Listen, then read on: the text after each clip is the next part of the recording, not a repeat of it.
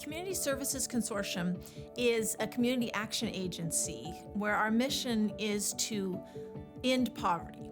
We have all-encompassing services that include education, housing, utilities, job search, all different kinds of things that will help a family get through poverty and hopefully pass down to their children and other generations. One of the biggest issues we had was we weren't able to track how are we helping these individuals.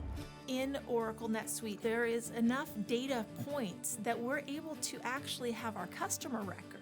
And we've been able to put our clients' information as this customer record, and then we can tie it in with the granting agency's client records and be able to trace it across different grants, across different agencies, so that we can now get a much better picture of what's happening within the different families in these communities. Oracle NetSuite has the ability to really adapt to any organization.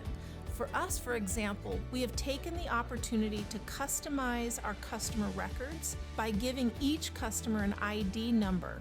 That way we can follow an individual through the different services we provide. So NetSuite has definitely had a direct impact on the community and has really streamlined operations for us. Oracle NetSuite is one of the few softwares I've found that is truly able to accommodate that originality that exists between the different governments.